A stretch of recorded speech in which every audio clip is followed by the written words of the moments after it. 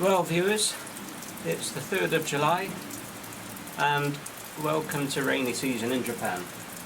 Now, as I'm sure a lot of you viewers are aware, a lot of Tosai and Nisai start going into the mud ponds at the end of March, and basically towards the tail end of April you'll find that most fish will be in the mud pond for the summer season. And it doesn't all kind of kick off quite as you would expect it to. Insofar as the fish go into the mud pond, the water temperatures at that point in time will probably be in the region of, say, 16 through to 18 degrees Celsius.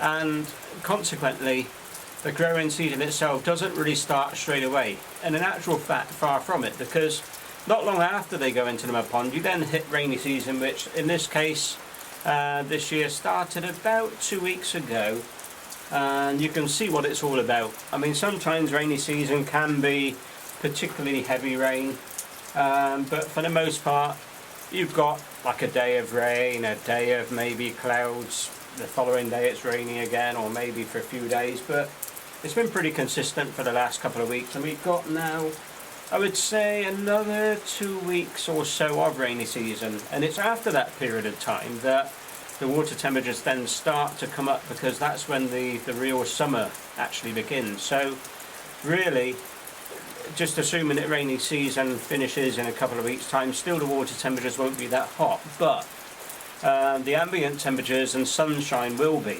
That's when the proper summer really starts, and because of that, the next couple of weeks afterwards, so let's say by the end of July, the actual water temperatures will start coming up to sensible growing temperatures. And by sensible I mean temperatures of, say, 22, 23 degrees and upwards. And you'll find that deeper mud ponds that older fish are put into usually won't reach such high temperatures. They'll stay a little bit cooler, but shallower mud ponds, let's say 2 meters or so, which younger fish will get put into, those ponds will run higher water temperatures, which really are suited to younger fish that can cope with lower oxygen levels of those higher temperatures, which this summer might be perhaps, well, 28, 29 degrees, something like that. You'll see the temperatures get up to. Fry ponds, the other hand, will only be sort of 60, 80 centimetres deep, and fry ponds will run quite easily 30 degrees of temperature in that hot summer season. But mud ponds like this one here, you can see, this pond, it should run 24, 25, 26 degrees, tail end of July running through into August. And it will be the August and September months that will be the main part of the summer growing season. Getting tongue-tied there. But yeah, so in Japan, contrary to the popular belief of the fish going into the mud pond and having 6 months of summer, it's not really the case. It is really all condensed into the 3 months that are July, August, September, or really the second half of July running through until mid-October. So it's like a 3-month time span. So that's when the fish really will pack on most of their growth. Now, if you've been watching Facebook lately as well, you will see that I've been playing around with one of the ponds here in Japan, and the idea really being is to alter one of the concrete ponds to my way of thinking, adding a little bit more modern technology and basically having a play with trying to raise a few parent fish. Now, it's not for anything else other than an actual exercise for my benefit to understand what's going on in regards to lighting and ambient temperatures, and those ambient temperatures effect on the pond temperatures. Because we say that, you know, in Japan people take things for granted as to how the mud ponds are, how the fish grow and so on, but in reality, whilst their temperatures might lend themselves to the fish growing very well and having a good growing season, in actual fact the one thing they're not in such good control of is how high those temperatures go and how much light the fish are actually exposed to. In the case of a mud pond, the light side of it's fine, because as you can see, the water's not very clear and the fish aren't stupid. When it's a really hot summer's day, they'll start off at the top in the morning feeding at the surface, and when the sunlight gets too intense and the temperatures get really hot on the surface, the fish aren't daft, they'll go down and they'll get away with it, so, or get away from it, should I say. So during the course of high noon, if you like, and afternoon, the fish really in a mud pond are nowhere to be seen because they're going down to get away from the heat and the temperature. Now, in the UK, typically speaking, we would heat our ponds up to maybe 22, 24 degrees, something like that, to try and get a really good growing result through the summer. But in the case of concrete ponds, in a fish house in Japan, it's not a case of having to heat the pond up, it's a question really of controlling how high the temperatures go.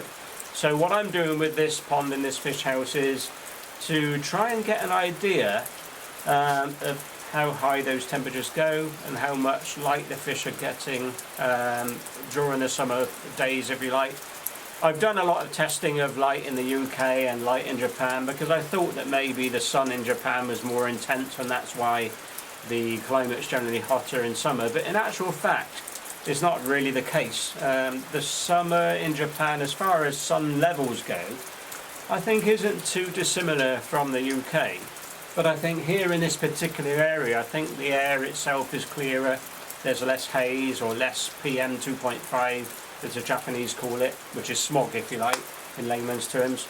So this area's got less of that. So it's slightly brighter because the actual air is clearer, the sky is clearer in this area. But the sun levels itself aren't really too dissimilar to the UK. But what is, I think, is dissimilar is that the quantity of sun that the fish are getting day after day is different to the UK. I think during the summer months, from mid-July onwards in Japan, you've got not longer days, there's actually slightly shorter days in the UK, but what you have got are more consistent days of sunshine. So it's, whilst the intensity might be the same as the UK, the quantity is more. Consequently, what I'm trying to do is to use some aluminized shading, greenhouse shading, which actually comes to Sweden, a company called Snaden, and to use that to actually shade the fish house, but to try and find out just how much I need to do it in order to keep the temperatures down to where I want them to be. Because without shading, or with the usual plastic second layer of polythene in a fish house, you would see that temperatures are quite easily get up to say 29, 30 degrees, maybe even 31 in the summer, which frankly is too high for raising koi. So the aluminized film that I'm putting up basically allows a lot of the hot air to escape, and then the roof of the fish house opens as well. So the hot air itself can breathe and go through the aluminized shading, but the aluminized parts actually reflect the sunlight back out of the fish house. So I'm hoping that with that I can get a good grip on just how easily I can control the temperatures and keep the temperatures where I want them to be. But it's a little bit of trial and error. The shading I've bought is 65% shading. I think it's going to be about right, but for the particular fish house that I'm putting it on, the roof itself I think is a little bit dirty, the outside of the roof. Consequently, maybe that will restrict the light a little bit more than I expected it to initially, but time will tell really with that side of it.